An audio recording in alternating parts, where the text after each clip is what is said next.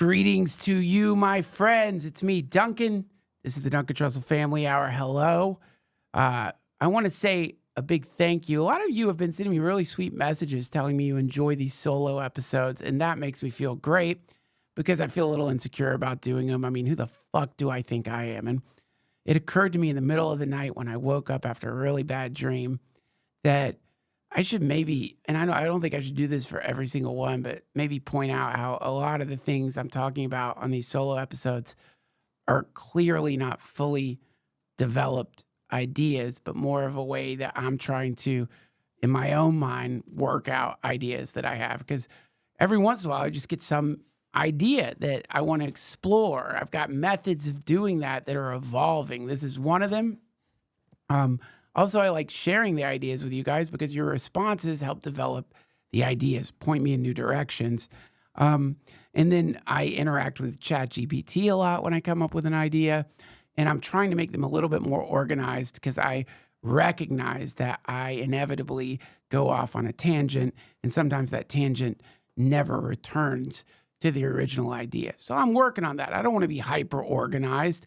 But also, it would be, I think it'd probably feel better if the things were slightly more structured. Bottom line, thank you for being part of my rambling attempt, my stumbling towards some truth or realizing whatever my dumb idea was actually just a dumb idea and there's nothing there at all, which to me is a delight that I feel like people have sort of unfortunately failed to recognize. It's double failure. Failure in trying to like propose some new idea or failure in putting your ass on the line and then it turns out you're wrong. It's not really failure. Your failure is helping all of us succeed by realizing you are totally fucking off. And I think the most classic example of that I'm seeing right now on the internet is, and I doubt we could show this because it's definitely like IP violation, but please check out, there's an incredible clip floating around of that guy, Sink. Is that his name from the Young Turks? Sink Unger or something? I don't, like, and you all probably have heard of Alan Lichtman. Alan Lichtman, you know, if you watch the William Montgomery episode, you know, William has already had tension with Lichtman. Alan Lichtman is the originator of the keys that predict the election. And Lichtman was wrong this time. And there's just, you know, as we're watching the sideshow of politics, as probably every single one of you must be to some degree. If you're not, God bless you. Congratulations. But one of the things that is happening is these sort of leftist spokespeople, the priest class of the left, and there's a priest class in the right too. I'm not trying to be partisan here. They're falling on themselves. They're attacking themselves. And I guess Lichtman thought of himself as a sort of untouchable guru of the left, like impenetrable. That's not the right word. He's probably penetrable. We all are. Hey, we all are. That's how God made us. Penetrable. But sort of you weren't supposed to challenge Lichtman because he actually did predict a bunch of elections. I think he predicted that Trump would win. And so, not in this one, though.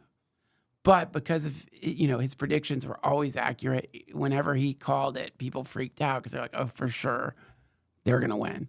And that could theoretically produce a sort of complacency in the party that was predicted to win. And so this is an incredible clip. Maybe we can show. I don't know the rules, man. I got to figure this. I don't care. Can you look up Sink, CENK versus Lichtman, Piers Morgan? It's crazy to watch. I think I've seen other podcasts, they'll show a little bit of it and then you could just hear the audio or something. Is this it? Yeah. This is crazy to watch. And this is from Fox News. They've broken it down. Let's just watch the clip and I don't know. We'll figure out what happens if I get in trouble. Jeez. You have to watch the commercial too. Like on the Fox, you can't fucking skip, motherfucker. Damn. You're going to watch this new series. It's an all new epic series coming out. The Saints, Martin Scorsese. What the fuck? Fox Nation. There you go. I debated Professor Lichtman before. I told him his theories about the keys were absurd. I was right. He was wrong. I said he'd lose his keys. No, you were couldn't not find right, them and before I the was election. not wrong, and that's a cheap shot, and I won't stand for it. Well, who won, brother? You should not be Who taking won? cheap Who shots won? at me. Who You won? want to make your You point, live make your in a point. total Don't make it world of personal. denial. I read your own followers' comments. You don't know You anything. attacked me You personally. You're so deluded. Oh, right. I've only been a professor for 51 years. On this program, published I've never been 13 able books. to finish a thought. How many books have you published? No, because you're personally attacking Nerd me. fight. Say whatever you want, but I'm not going to stand for brother, personal you got it attacks. wrong. Say you were whatever you want. preposterously and stupidly wrong. So I will not sit here and stand for personal attacks, for blasphemy against me. Blasphemy! You don't need to do that. You don't boost your blasphemy ego against you? by Who the hell are attacking you? me Are you like that. Jesus Just Christ? make your Okay, you could loser? stop it.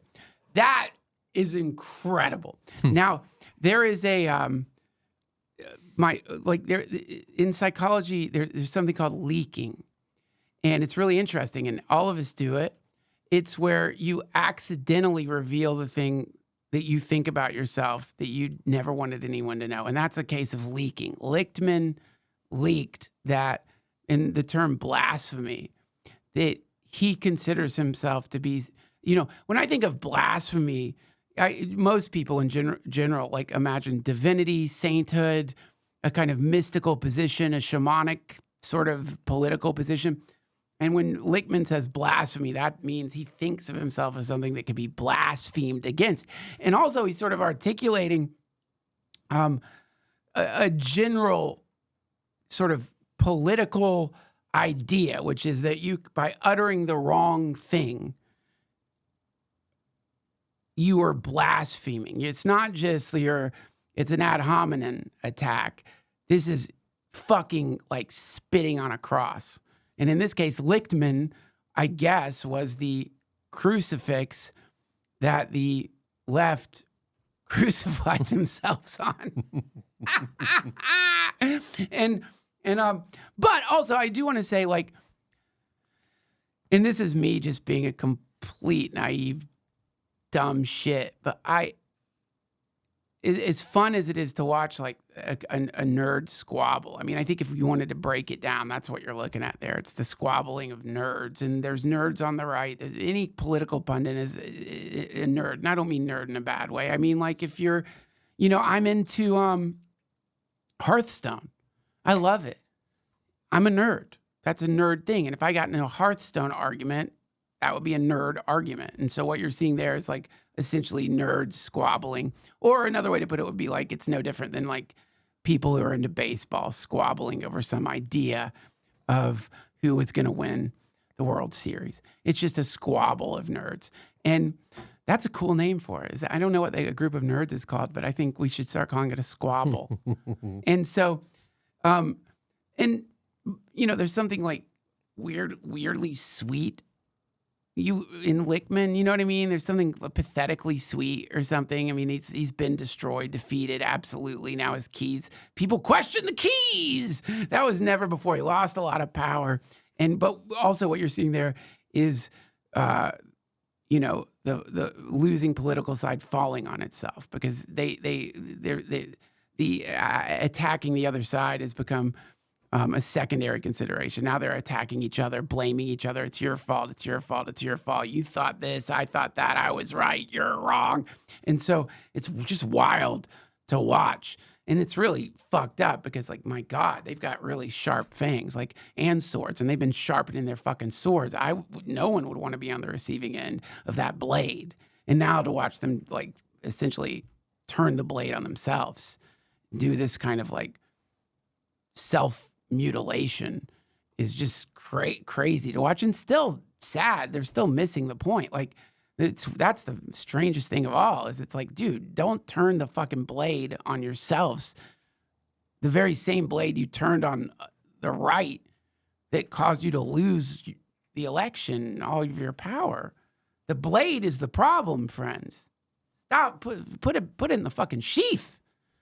Be civil with each other. It's funny though. I mean, I'm glad that happened. It's hilarious.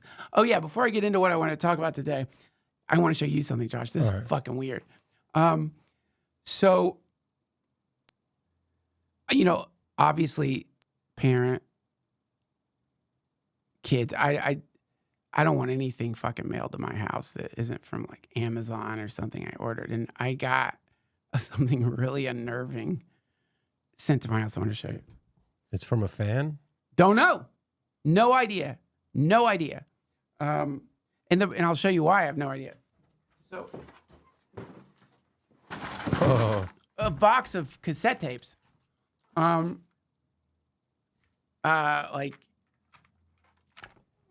just grabbing one out. Weird stickers on it and shit. It says "Shake It Up," and it's got numbers on the back. It's unnerving. It's like, it's definitely like has not made my wife happy. Have you listened to any of them? I don't have a cassette player. Oh. So I fucking can't. But I'm gonna get one eventually. The holidays are coming up, so I'll have to wait. But yeah, box of fucking weird cassette tapes. And That whole box is cassette tape. yes, filled and all of them with weird fucking like stickers. Oh, it's Jesus. Is that Jesus? I hope so. But regardless, there's like fucking a lot of weird shit in there. I mean, so the reason I have, well, I mean, I wanted to show them on the solo episode, but the reason I brought them here is also because my wife's like, get them the fuck out of the house. So you brought him here. I appreciate it. Sorry. But I didn't want to throw them away. Yeah. She wants me to throw them I'm away. going to find a tape player. I'm going to listen to something. Would you please? Yeah. That would be awesome. Yeah. I mean, yeah. What it definitely is like, these things pop up on Reddit. Someone's in their house. They find a safe, and they want to open the fucking safe, and then the thread never pops up again. You're just left with this feeling of like, what's in the fucking safe? And that is kind of how I feel right now. But because we're all about to go out of town, and I'm trying to get a bunch of podcasts done, and I've been on the road, I just don't have time to like go and find a fucking cassette player. Yeah. And How long you listen. had him for? I don't know. They came, let's see, just went to Chicago. Like right before I went to Chicago, they showed up. I've been sitting in my car. Yeah. And now they're here with you. They must have spent a pretty penny to send them because that's a big box. It's a big fucking, yeah, right. There's a lot of, like, I certainly understand why Erin doesn't want them at the house and why she's upset about it, because it's like, it's truly the last thing that you would want. And also it is addressed to me. Yeah, how do they know your address? That's the problem. That's what you don't like. That's creepy. It's creepy when you get like nice things to your address. Yeah. From people that you didn't know had your address. But it's obviously even more creepy when you get a fucking box of weird cassette tapes with weird stickers, writing, and art on them. If I was single, it would be the coolest fucking thing ever. Yeah. When you have kids, it's like a whole different ball of wax. So You open it up, it has fentanyl or something. I didn't even think of that. Oh, I'm going to wear gloves when I open it. That's a good and bad thing. Again, it's like, yeah, I don't know, man. It's a true curiosity. But yeah, if you have access to a cassette player, I imagine they're not that hard to find. Now you can get on Amazon, I think. Then yeah, well, we should like play some next solo episode or something. Oh, yeah. See what's on there. You know what? Don't listen.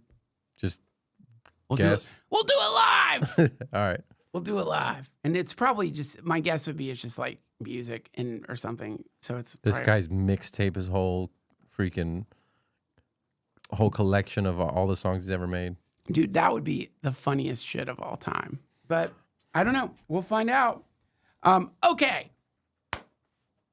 Here is what I want to talk about today. This is something that has been going through my head for a while now. It actually connects to the Lichtman shit. Sadly, it does have a political component to it, but not a partisan component to it. Just an analysis, and I've been thinking about it a lot. So I even made a title card. Today's topic, Mammonic Possession. And that Kilroy was here. I put her. I forgot to put the on, but basically that that's a meme. It was showing up in restrooms for a long time. And so, all right, you can take that shit down, whatever. So this is something that has really caught my attention lately. And before I show it to you, somehow, if you're not familiar with the origination of meme, the term meme, do you know anything about where that term came from? No. So that came from Richard Dawkins, and he's the one who coined the term. Meme basically is a kind of like unit of cultural data, right? And so a meme is not just like an image. A meme can be anything. It's a symbol set, and it's viral in nature, right? So a meme has a viral quality, and in its viral quality, there's a lot of aspects to it that like almost seem like it's alive. So like memes, they want to propagate. They depend on propagation to exist. If like people stop sending the meme around, the meme dies. There is no more meme. Political ideas you could actually call them memes, or turns of phrases that show up in politics would be considered a meme. So when you start hearing people vocalizing sentences that are political in nature and are identical across whoever's saying it, for example, crisis at the border. This is a meme. Crisis at I'm not talking about whether it's true or not true. I'm saying the term itself is a meme. People on the left will say it, people on the right will say it, but it's an echoing kind of thing that propagates from person to person, and it lives in human minds. So a meme will nest in your brain, and it seeks to replicate.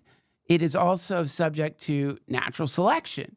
So memes evolve. Memes adapt, adjust to the environment, and all of the adaptation and the adjustment is survival-based. It has to adapt in ways that make sure that it keeps going. And so... Pepe. Oh, yeah. Pepe is a classic example. There's lots of memes that are going strong. Socrates, Plato, like these things from a long time ago. You could argue Christianity from this perspective. Any world religion is a meme that has a mechanism of propagation that usually is a story built into it, at least when it comes to religion, right? I mean, if you look at Christianity as a meme, which I'm sure, I didn't read The Selfish Gene, which is where the term meme came from. I'm sure Dawkins would say Christianity is an incredible meme in the sense that its mechanism of propagation is the story. The story invites a kind of missionary. You must spread the word of God. And also built into the meme is it's scary. If you don't accept Jesus, hell awaits, meaning it's got fangs. That meme has fangs. And so that meme is like, it's rolling. I mean, I'm looking at it purely from like a Dawkins atheist perspective, which I don't want to reduce it to that because I don't necessarily believe that. But just from that perspective, Christianity, meme. And they're becoming cryptos. Like Pepe is a cryptocurrency worth $8 billion now. It's crazy. There you go. In memes, that's an interesting point because memes, the mechanism of propagation of the memes is increasing in the sense that, if the Kilroy was here, the dude peering over, the mechanism of propagation was bathroom walls, right? That was pretty much it. It's a limited mechanism of propagation. I guess you could draw it on a wall anywhere, draw it on your paper, whatever. Another meme, which is really interesting, is that weird diamond shape kids would draw in their notebooks. You know what I'm talking about? That was a meme. There's certain things kids draw that show up over and over. Micro memes happen in elementary schools. Kids a contagion of some certain meme will show up where kids are like saying the same thing. Minions speak. Yeah. Kids talking like the Minions. That's a meme. They get spread through children. Thank God adults aren't doing that. But it's a meme. It's the most annoying thing when your kids my start kids doing were calling me. They're like, "Dad, you're acting sus," and I was like, "Don't say that. There you go. You cannot say that. Meme. It means suspicious." I was like, "Not in my generation. It means something different. Don't ever call your dad sus." Yeah. Or bro. Like there was a parent telling me their kids started calling her bro, which is really funny. But so that's what a meme is, right? And so now I wonder if you could pull up symptoms of demonic possession, because today I want to talk about mammonic possession, which is pretty much the same thing. So let's pull up, what are the signs from Quora?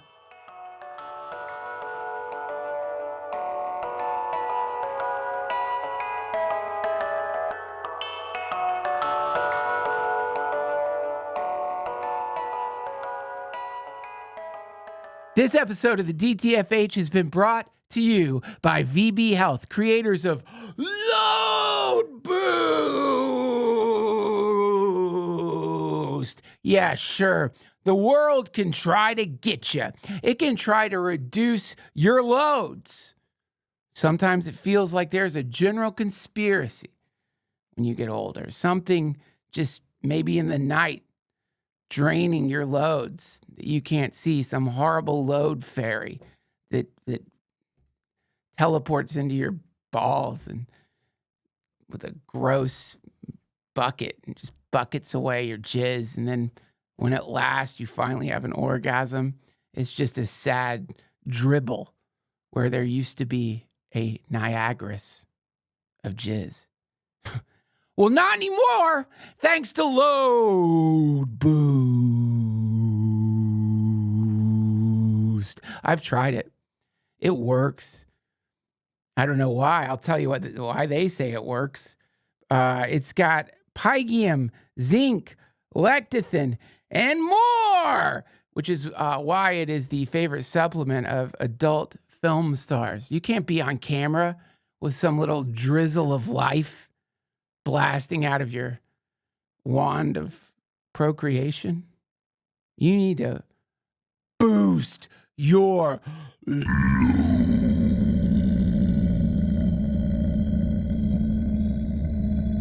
What do you want to be? You want to be some weak ass Icelandic fissure oozing out a little magma? Or do you want to be the Yellowstone super caldera finally releasing its load into the blue sky, wiping out the atmosphere and starting a new ice age? That's who I want to be. And I can be it now, thanks to Load Boost. Visit loadboost.com and use code Duncan for 10% off, or click the link in this episode description. That's loadboost.com, code Duncan for 10% off. Boost your loads. Great Christmas gift for the parents.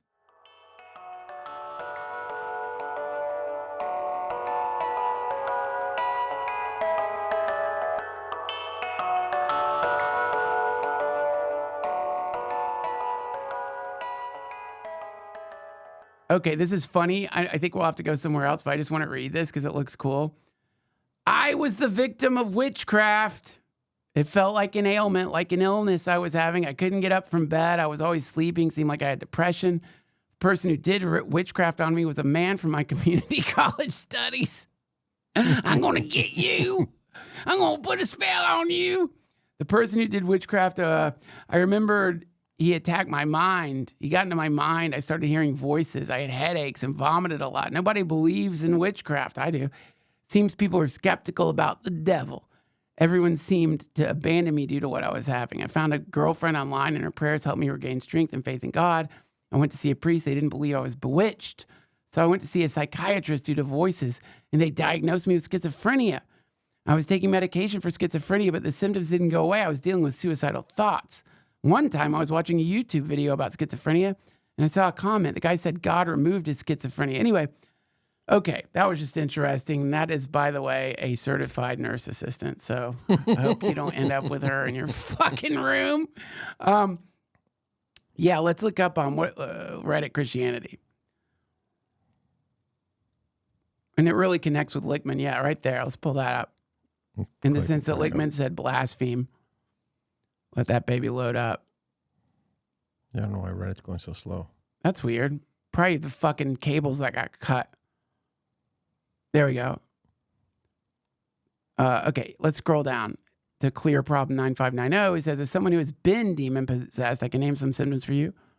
Hearing voices and having thoughts that blaspheme holy things or persons. Sink is clearly possessed. He blasphemed Lichtman. Seeing things that others cannot see, usually of an evil nature. Feelings of rage that appear to come out of nowhere, often with the intent of harming oneself or others. Feelings of wanting to commit heinous acts that don't come from the self. Inability to control your thoughts and or actions. Knowing things about the future and others don't or cannot know. Hatred or fear of children and animals. Inability to read the Bible without the mind wandering or feeling hatred. Intense, debilitating fear or hatred when choosing to do good. Excessive narcissism. Now, this is pretty much the symptoms of demonic possession in Christianity. Now, not all of those fit in to what many of us have seen happening politically to people.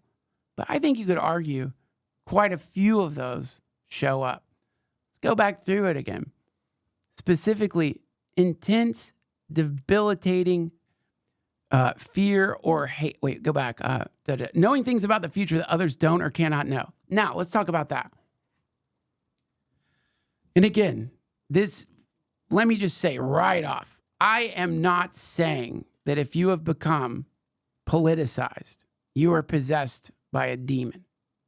I'm just saying there are characteristics that you are exhibiting that, interestingly enough, match the symptoms of demonic possession. And also, I'm not saying that demonic possession is a reality. I'm using this as a structure, a lens to look through, a fun way of looking out at the world. Whether it's true or not, who gives a fuck? And I'm not going to go on a tangent about chaos magic, but that's sort of an implicit thing within it. It's like, it doesn't matter. Yeah. Is there a Wolverine in real life? No. I wish there was. But could you theoretically channel the personality, spirit of Wolverine? Could you actually, via some bizarre ritual, bring all that aggression, bravery, wildness into your own life? Yes, you could.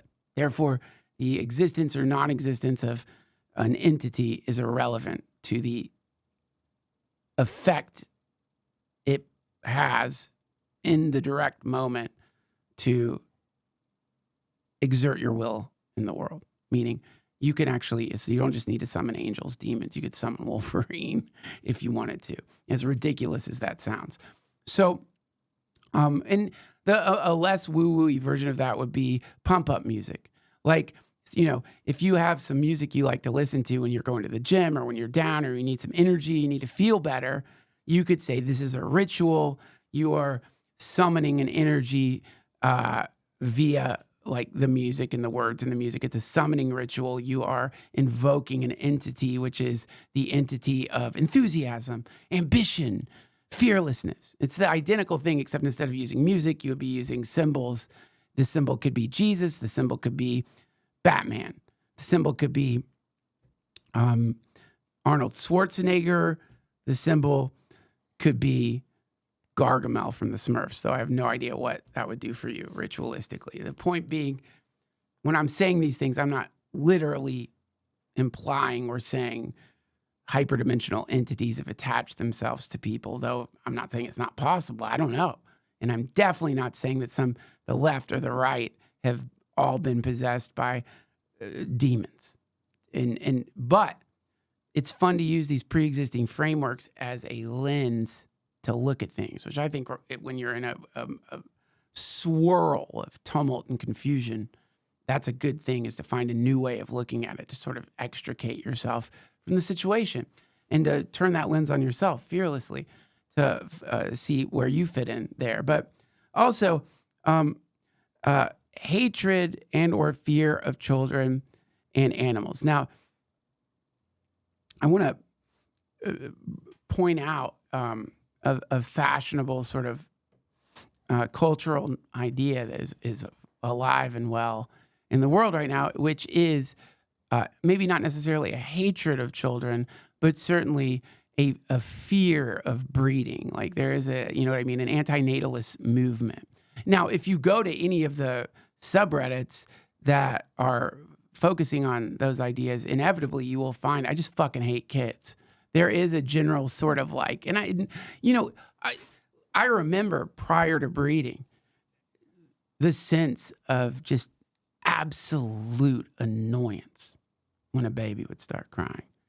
Oh my God. Or a baby comes on the plane and you're like, motherfuck that. It's a meat air siren that I'm about to fucking hear for this whole fucking flight. But then you have kids and your immune system for like shit like that is so much stronger. So I don't give a fuck. A kid could scream for an entire flight and it will not impact me the way it used to, other than just like feeling for the parents, you know, like it just sucks for the parents because they feel guilty. But that actually happened on a flight. It was the coolest thing ever. It wasn't cool because my little girl had just decided to wail through the flight, and sometimes there's nothing you could do.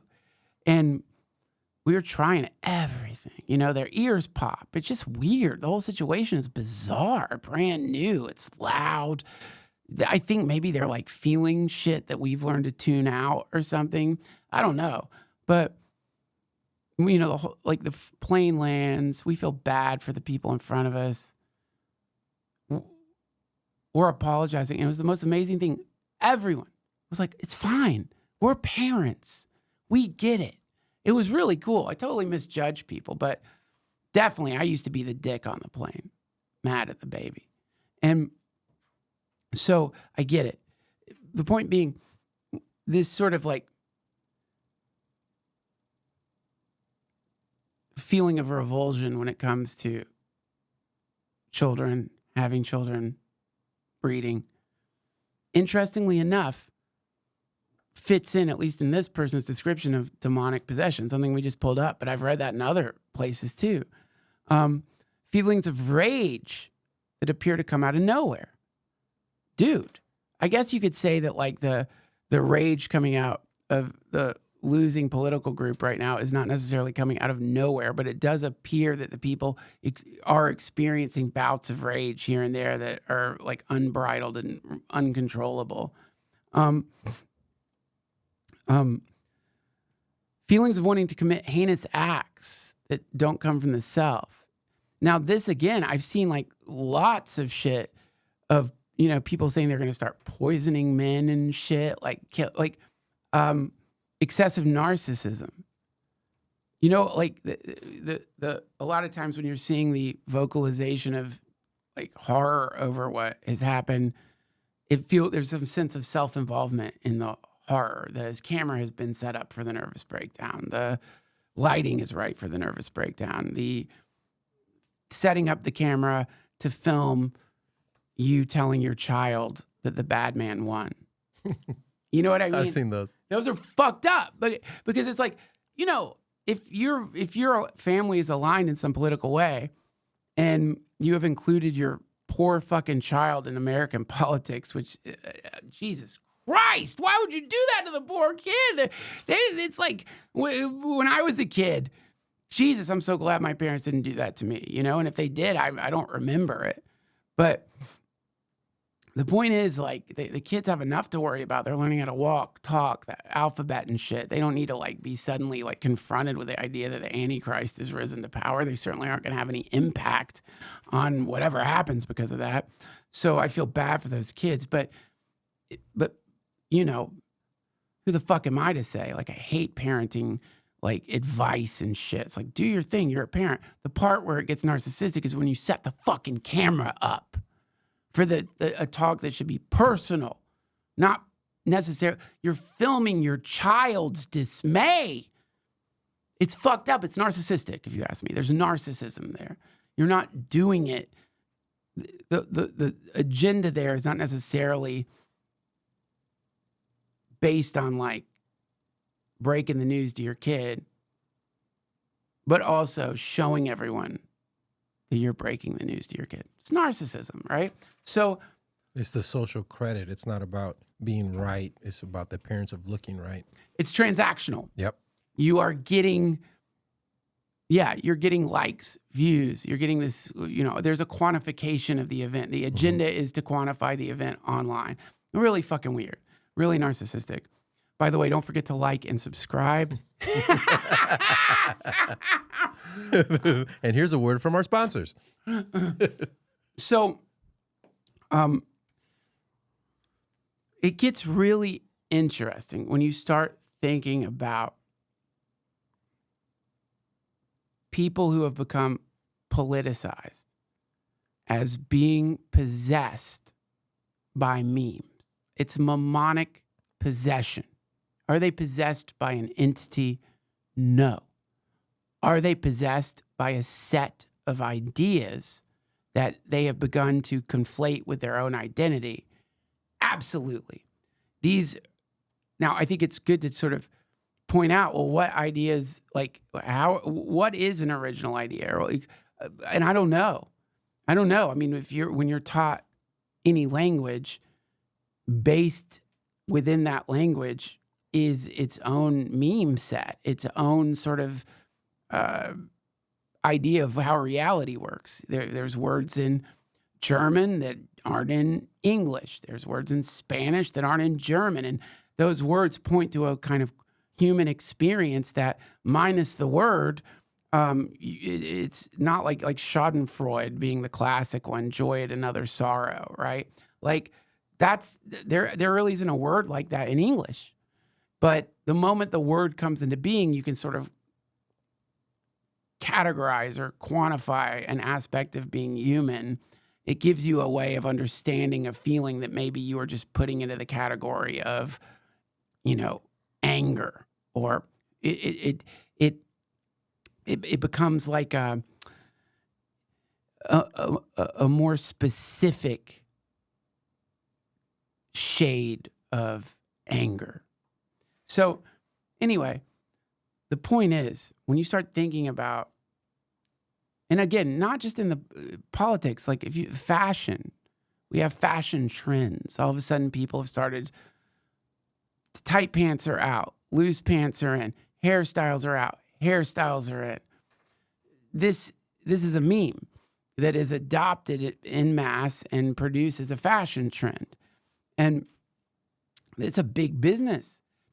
Supposedly, like, people from the big fashion houses go out and try to look at what is coming. They try to predict what's coming. And sometimes they try to move the needle forward a little bit too, to, add their own take on things. There's a collaborative sort of thing happening there. So when you start thinking about politicized people as having inside of them a bundle of ideas that have the intent of propagating, it's like how they say a virus isn't even alive. Is a meme alive? It wants to reproduce. It depends on the human biome to exist within. But is it actually a living thing? Probably no more than it's not like when you get a cold. It's not like the cold virus is like, I'm going to fuck this motherfucker up.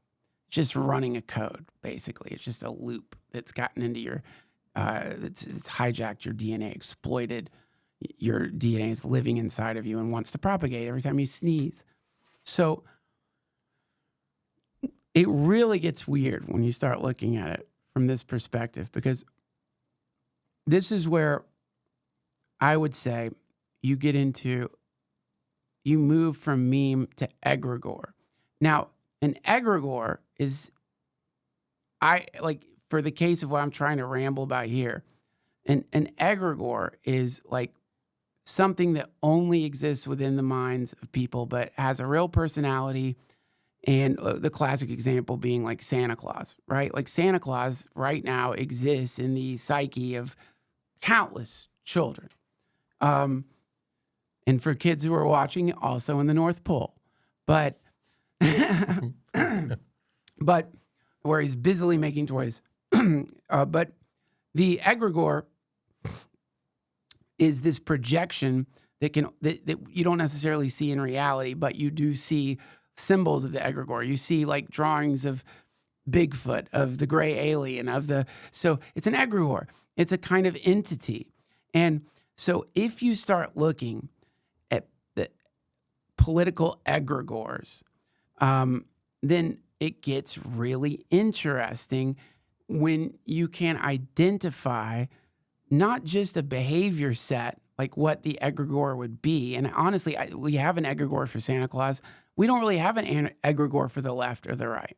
But you could take the way people on the left dress and the things they say and the way they behave, and the way people on the right dress and the things they say and the way they behave, and from that extract an actual entity, a being, a creature that has a predictable set of behaviors, and not just that, a predictable look. Could you pull up what I call the Mad Owl memeplex?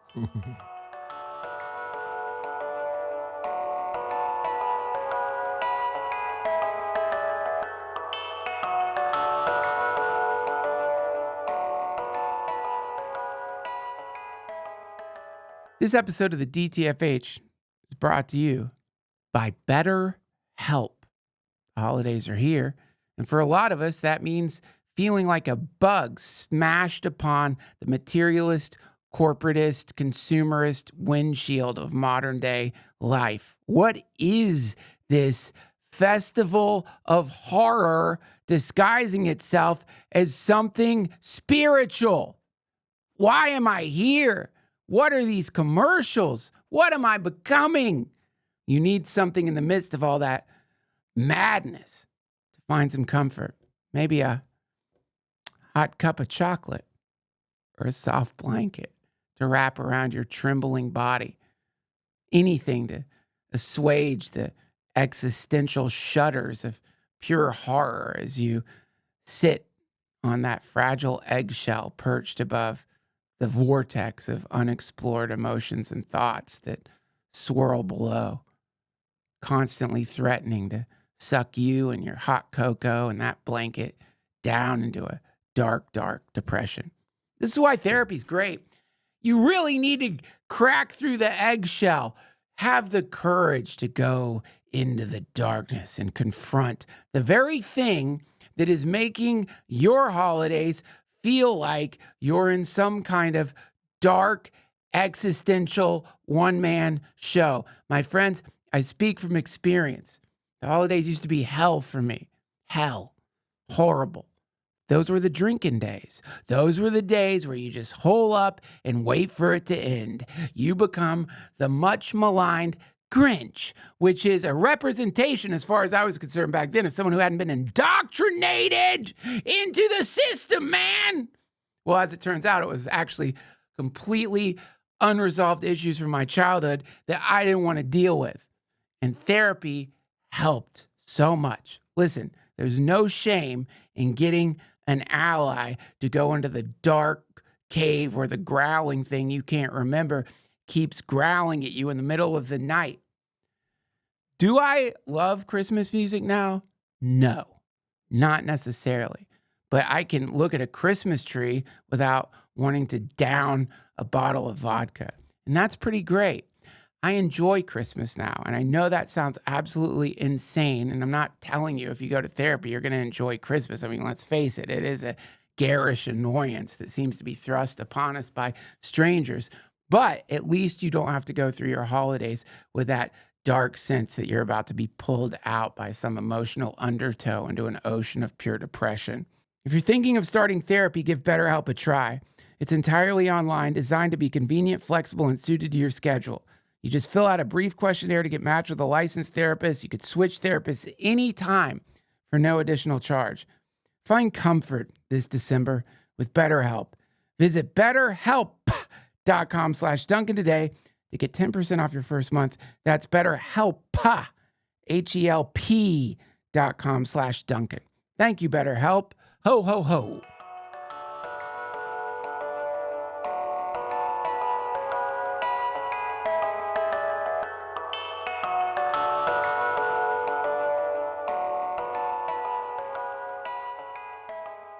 You know, this is really fascinating to me.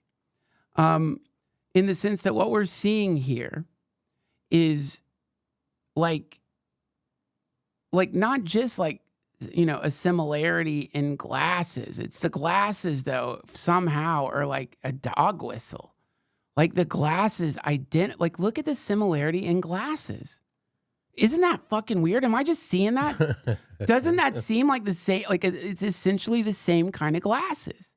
It's like this, you know, I don't know what the name of that glasses style is, but it shows up across the board. And then it's the pink hair, the blue hair, the purple hair.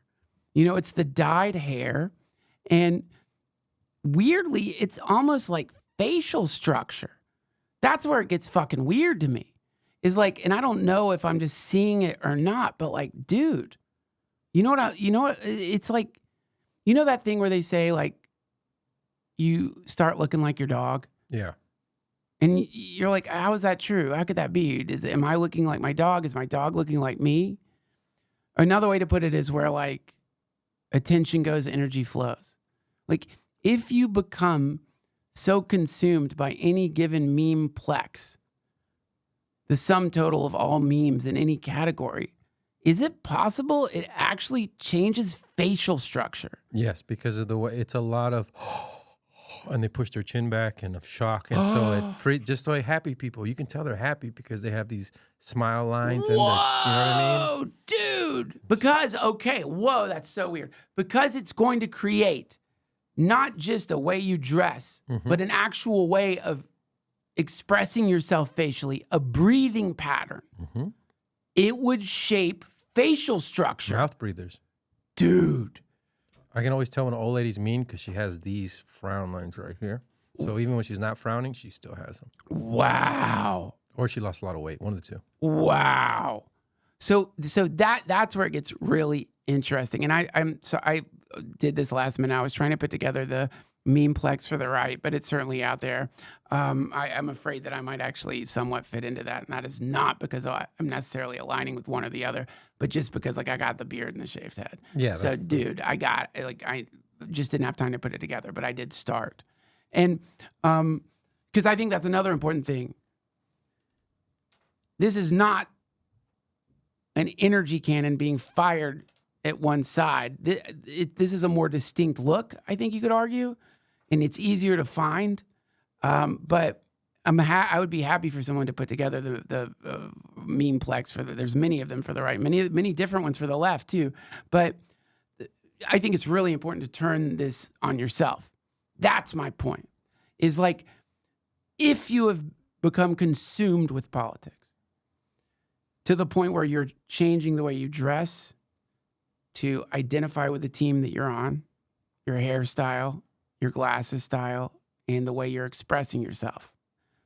I think it's a good thing to know that, just to look into that and ask yourself, how much of these thoughts, ideas, ways of expressing myself are legitimately me?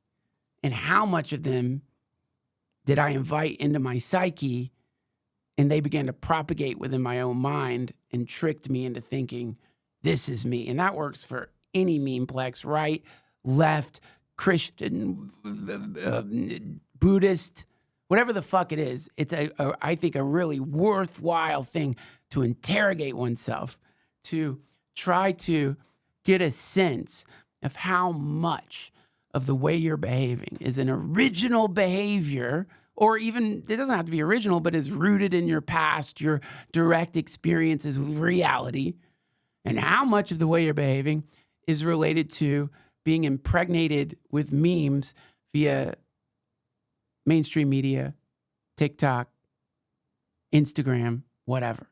It's a good thing to know. Like, if out here in Texas, dude, God help you if you have a fucking puddle in your yard. Because that puddle is going to fill with mosquito larvae. And you're going to have mosquitoes all over your fucking yard. So you have to be hyper aware of, like, places where mosquitoes spawn, garbage cans. Jesus Christ. That was one of my wonderful dad moment, is when one of our garbage cans filled with maggots. and I got to show my boys just a fucking mass of wriggling maggots. Their minds were blown. It's disgusting. But, the human mind is a fertile breeding ground for memes. And knowing that, you want to make sure that the memes you're inviting in to your mind are something you want breeding in your psyche. You don't want memes in there that are going to fuck you up. And the other thing to think about when it comes to asking yourself if you have demonic possession, I think there's some things that you could sort of like look at when it comes to demonic possession. Do you notice that you are isolating yourself from groups of people that challenge your ideas, for example? Like, do you notice that you are hostile towards people who challenge your ideas? Do you have, because of a set of ideas in your head, I'm saying a set of ideas in your head, not your direct encounter with reality, a set of ideas in your head, a general sense of despair? Is your internal universe matching your external universe? Do you have a sense of an imminent apocalypse? A feeling that the world is about to end? Do you have a feeling that you're being controlled by external evil forces, a kind of paranoid sense that things out there are potentially going to like limit your freedom or fuck you up? I'm saying it hasn't happened yet, but you have a feeling it's coming. I'm not saying it might not come either. Just the general sort of, if you were a meteorologist for your psyche, what are we looking at there? Do we have storms, and what are those storms related to? Where are they brewing from? And if you really look into this, you'll probably realize they're not coming for direct encounters with reality itself, but they're coming from whatever content you've been focusing on the most. Like, for example, I'll tell you what, I've got the memes running around my head right now. As I was thinking about this, imminent World War III. That's one running rampant in my brain right now. It's a politicized one too. It's like not just like, there's always some general sense World War III could kick off, but because of some of the media that I've consumed, I've got like a sort of paranoid conspiracy sense that the author, I'm sorry if you haven't heard this yet. Happy Thanksgiving, by the way. The reason that Biden authorized Ukraine to use American long-range missiles was because of a sense that when Trump comes into power, that war will end. And so the only choice to finish the project was to attempt to get Russia to use nuclear weapons to justify NATO boots on the ground to finish the job before Trump gets into office. Is that true or not? I don't know. But I definitely didn't come to that conclusion on my own. That came from going online and watching YouTube videos and stuff. Did you see the Russian state TV, what they were saying about what European countries they would bomb if they keep doing it? Sure. I mean, this is an ongoing thing. I've seen, by now all of us have seen Russian state TV talking about nuking this place or that place. I don't even know if they're translating it right, but I'm assuming they are. They are. I mean, it's no different than like, what Warhawks here, and we're shaking the nuclear saber at this person or that. So my point being, I hope that I'm not trying. I hope you don't think I don't have my own memeplex inside of me, because I happily run through the foulest of digital swamps and drink from the foulest of digital waters, and no doubt have parasitic memes existing within me. But for the sake of what I'm rambling about here, The point is, like, I think one meme probably existing in a lot of us is a general like sense of like, fuck, man.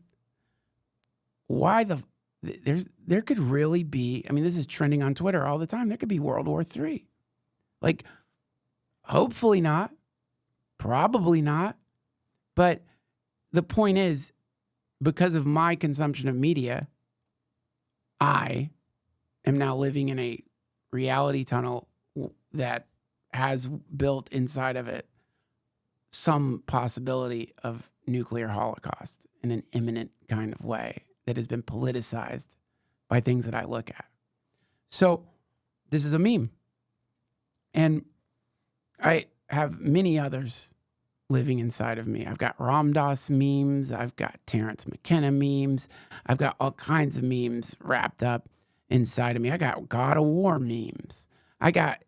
So I am a hive of memes, as you probably are. And it's good just to kind of take a look in there and see if I were a sorcerer and if I could summon entities that existed within my energy field, what entities would I want hanging out in there?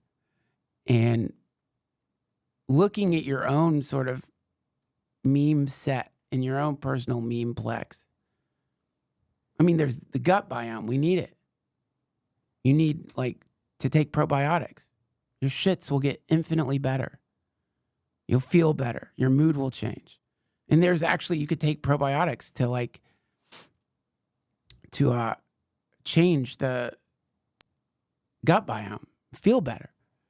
So if you start looking at the psychic biome in the same way you look at your gut biome, start thinking about, okay, what the fuck's in there? They say that if you eat a bunch of sugar, you crave more sugar because your gut biome wants sugar. It actually somehow sends signals to your brain, making you crave sugar. So that's one way you can kind of figure out what's going on in there is like, what are you wanting? What are you paying attention to? What are you fixating on or obsessing over?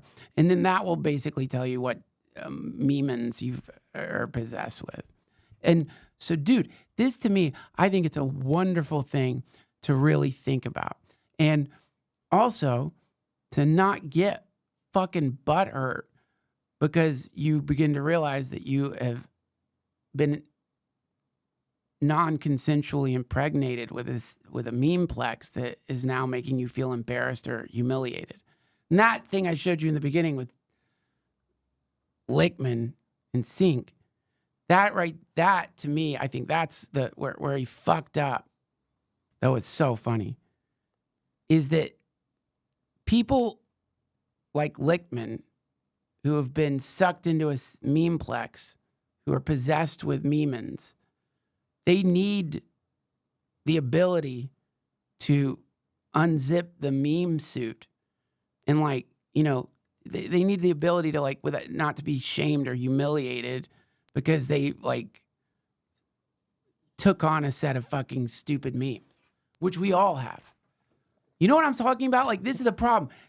I feel like if you, like, this is where it gets really funny, especially in left versus right. Here you have some set of behaviors on the right. Let's talk about the right. Conservatism, deregulation, small government, family values, focus on the family, focus on breeding. Fuck the environment. Yeah. Right. Well, yeah. Fuck. Yeah. You know what? No, it's drill, baby, drill. Yeah. That's a meme. Yep. Drill, baby, drill is a meme. And energy independence, meme. Anti-globalism, meme. Like, anytime you hear yourself voicing any of these things, you're articulating a meme. You're propagating a meme. Not to say it's wrong or right. It's a meme. What else do we have on the right? What were all the things that made you come up with your own meme about blowing up the pyramids with Diet Coke and Mentos? I'm glad you asked me about that. Well, and it kind of gets into what we're talking about here. The pyramids are a fucking meme. It's a concretized meme. And this is where it gets weird. So you look at like the general aesthetic of the right, you look at the aesthetic of the left, and you see the way that the meme goes from idea to physical form, dress, hair, whatever it is that someone is like the mold that someone's body is fitting into. But it doesn't stop there. That's where it gets fucking weird. The collaborative efforts of people within any given memeplex instantiate themselves into time space in three-dimensional forms: art, architecture, movies, video games. It doesn't stop with the way you dress. It actually wants to build itself into time. It wants to create statues to itself. It wants to create posters, paintings, symbol sets that are non-mind dependent, other than they have to be observed to come into existence, but they live in 3D space. I mean, brutalist architecture. Pull up Mussolini's, the Parliament building, Mussolini's Parliament building. Look at this shit, brutalist architecture.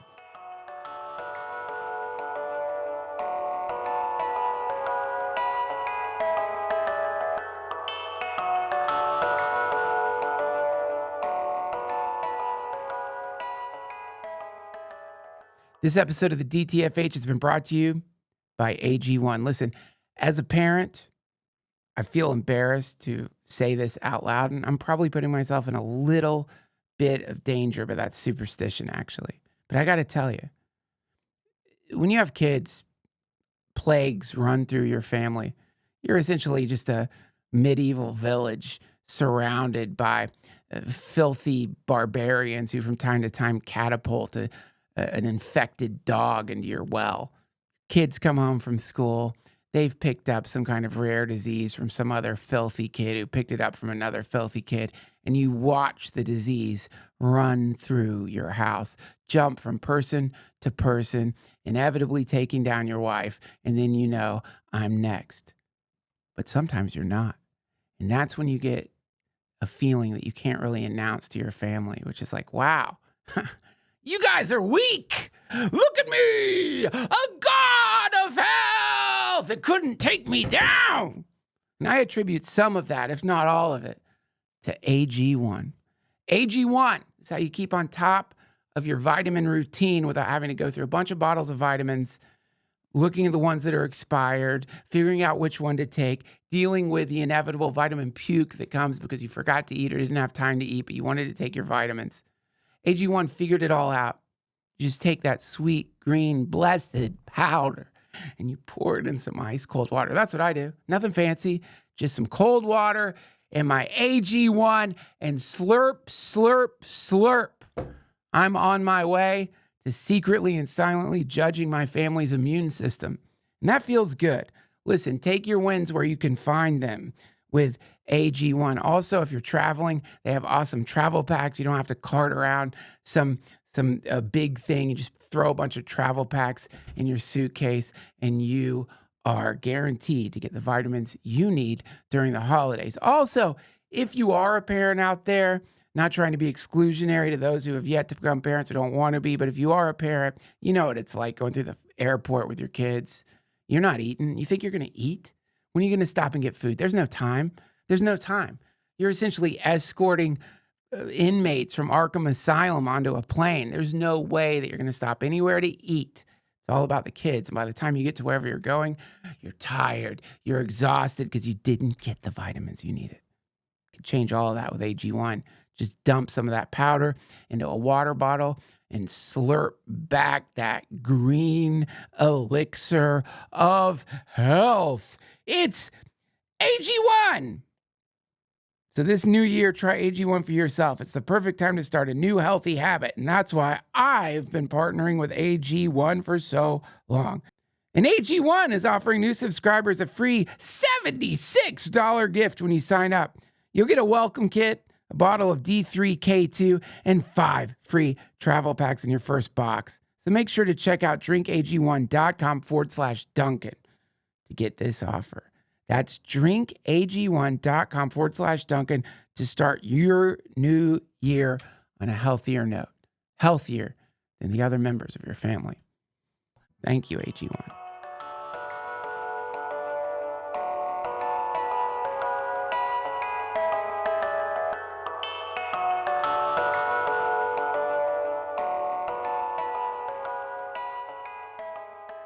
So here we see the sort of architecture of fascism, which is a meme.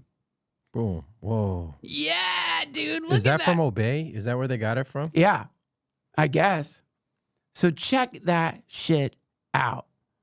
That is when a meme grows into time space. You've got the form of the meme, Mussolini's face. You've got the brutalist architecture. You've got the grim. Look at, like, you talk about a fucking meme that made someone look scary. There you go. Is that yes? Exactly. So there you go. Or pull up like a Hitler rally or Nazi architecture. Pull up Nazi architecture. You know, just pull up. I wish I could think of like a good, like, oh, there you go. Look at that. That weird, whatever the fuck that is. The swastika. Yeah, look at that pillar with the swastika on it. Right? So the thing that was in the minds of the Nazis begins to grow into time space in the form of this insane architecture, fashion, right? And so that's how it starts growing into actual physical structures. And within the physical structures, the meme propagates via meetings, legislation. So the physical structures, so it goes from being the mind as the breeding ground of the meme to the physical structure becomes a place where people within the memeplex collaborate to propagate the meme further into the world because the meme wants to propagate and survive. And so this is where it gets really fucking weird. An idea goes viral. The idea first, it lives in the mind. It then starts showing up in the form of phrases, linguistic patterns, fashion, and behavior sets, then inevitably legislation. Then the legislation, it guards the meme so that now, like, the chances of the meme going away, now it becomes illegal to say certain things. Now, and that's where censorship pops in. So now, which is why, you know, if you're looking for fascism, the first thing you should look for is censorship, because you have to censor antithetical memes to ensure the propagation of the meme. This is the emperor wears no clothes. That little fuck, you know, like, you needed people to be like, yeah, no one should say that the guy has no fucking clothes on, or like, I don't know, pull up like, oh my God, it's the best thing ever. I'm trying to think of who it is. Applause at Nazi rally. You ever seen this shit before? Where people are afraid to stop clapping? I've seen it at North Korea. Oh, maybe it's North Korea. Like, people will like. Yeah, it was North Korea because it was North Korea applause and yeah. It was the last person to stop clap, or the first person to stop clapping. They didn't want to be the first person. There you go. This is insane. Look at this shit. If this is it. Look at that.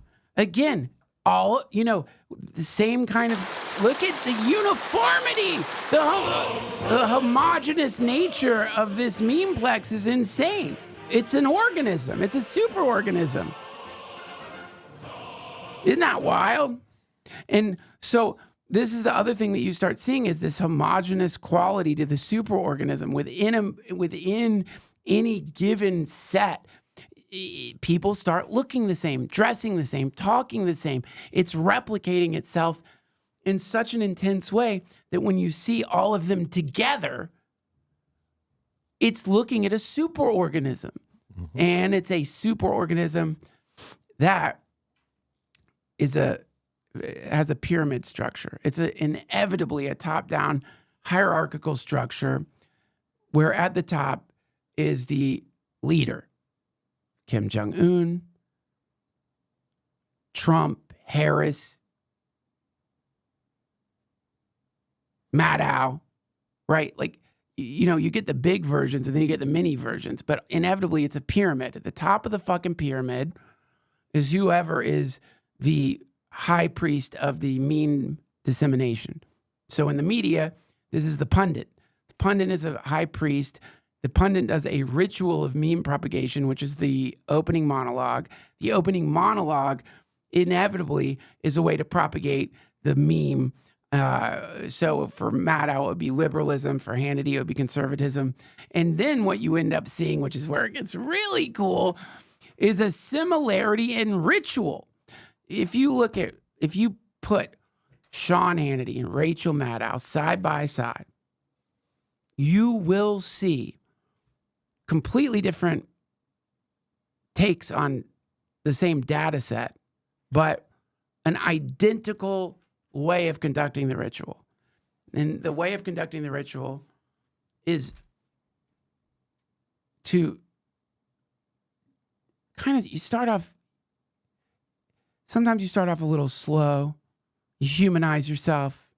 Maybe you talk to the host before you have a couple of giggles and laughs. And then you present to the world what they're supposed to be afraid of that night. What's going down, dude? This is fucking bad. Like tonight, this one's real bad, and you need to be aware of it. This is mixed in with the personality of the host, but the structure is the same. I present you with a problem for tonight.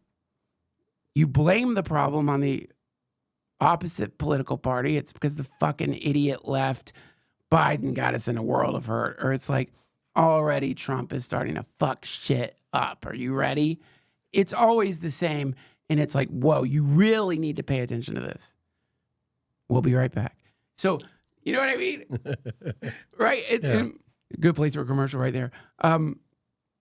Anyway, the point is, when you start recognizing the meta structure within the high priests, the rituals of the media, of the meme lords is identical, then you run into the greatest realization, I think, when it comes to the analysis of mnemonic possession. It's the same fucking demon. It's the same thing. It's two tentacles of the identical entity. And it's like a kid playing with like G.I. Joes, making them fight. But it's the same fucking thing. Structurally, it's the same fucking thing. The way it shows up is completely different in style, stylistically, but structurally, it's identical. And it's all connected to the same thing. And it feeds on itself. That's where it gets really cool. So the left presents some hyper-leftist woke idea. The right, so horrified by the idea, pushes back. And in the pushback, mirrors the idea in the opposite, right? You look in the mirror, you see the opposite of you. When you're looking in the mirror, you're not seeing you as you are. You're seeing the polar opposite. So when these fucking meme complexes fight, they're just looking at each other in the mirror and they're helping each other adapt, evolve, get better, meaning they're fucking the same thing. So if you are against some political class, paradoxically, you are responsible for a lot of that shit and any reaction that you're causing. Because one thing pushes, the other thing pushes, and that pushes back, and that pushes back. And it's that dance. It's a dance. It's a terrible, stupid, embarrassing, horrible, potentially apocalyptic dance. But nonetheless, a fucking dance. You think you're separate from the left? You're out there like they're those motherfuckers. What happened? The liberal mind virus. Guess what? You're dancing with them cheek to cheek via the obsession. Same on the left. You're looking at the right, these fucking neo-Nazi fascist fucks. Do they know what they've done? Via your attention on them, you're giving the meme the nutrients it needs to live. And that's a really cool moment when you realize, holy fuck, we're dancing with each other. We're in some ridiculous ballroom dance with each other. And it's so cool when you realize that. And I think it's the beginning of realizing your particular meme set can lead to true liberation. That's the next step. And forgiveness. These embarrassing motherfuckers on whatever side. It's like, dude, it's a dance. It's the Macarena. We're all doing this embarrassing Macarena, and it kind of sucks because we're dancing to the fucking Macarena. I hate that shit. One of my kids, that's all they want to listen to, the Macarena, the dance one. That's all they want to listen to, Macarena. It's like, I don't want to dance to the Macarena. But in this case, it's even worse than the fucking Macarena at a wedding, my friends. Because the DJs, it's fucking DJ Sean Hannity, DJ Rachel Maddow, DJ Rupert Murdoch, DJ, who's another one, Klaus Schwab or whatever the fuck that guy's name is. You really want that to be your DJ? You really want the person spinning the cultural fucking record to be any of those people? Telling you what you should be afraid of? Telling you how to dance? Fuck that. That is embarrassing. And I think at some point, if you realize you're at a planetary rave, it's okay to like get a new DJ. They've done it. These motherfuckers have been spinning the same goddamn record for like ever. It's a record of doom, division, judgment, hate, fear, consumerism, dehumanization, othering. I'm sick of it. I would rather dance the fucking Macarena for the rest of my life.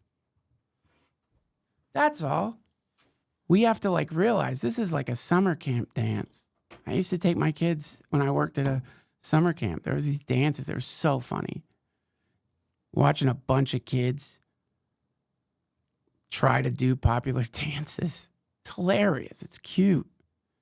Some of them are better. Some of them are worse. Some of them take pride in their ability to dance. Some of them are ashamed.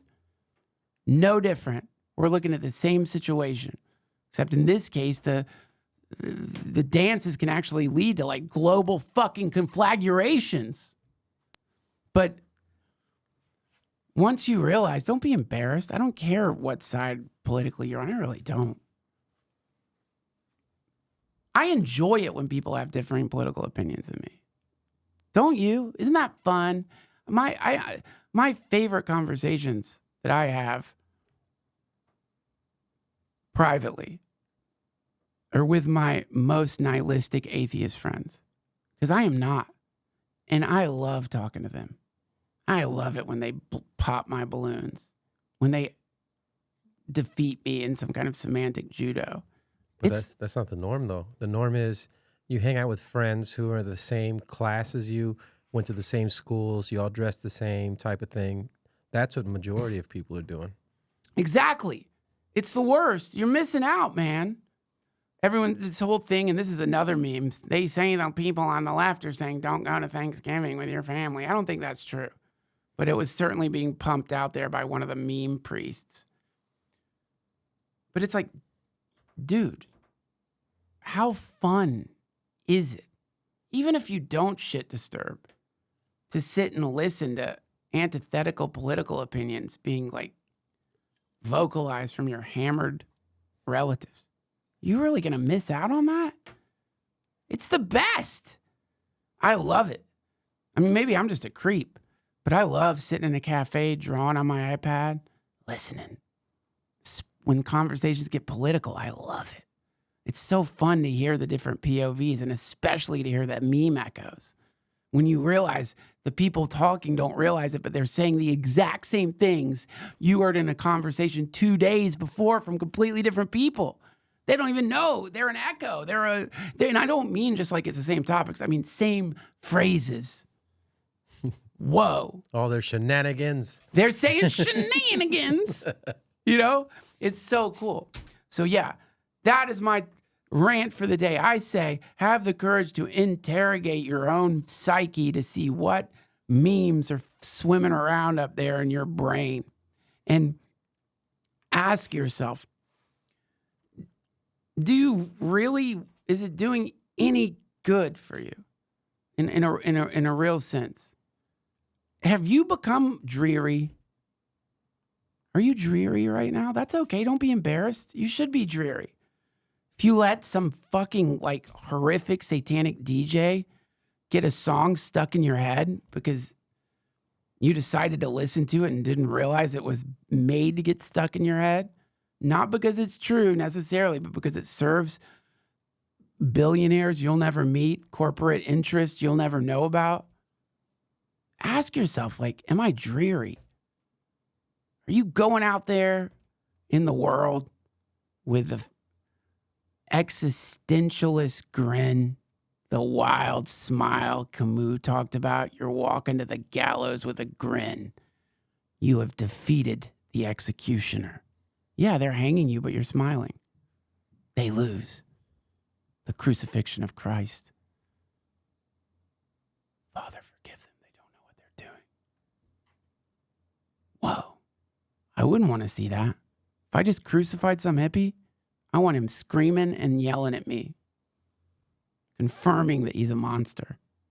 The last thing I want is for him to forgive me and look at me lovingly. That's going to fuck me up. I'm getting on benzos after that.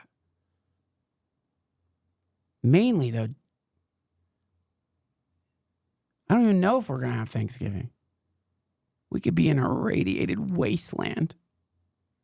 We could all be fucking Thanksgiving turkeys. Radioactive Thanksgiving turkeys.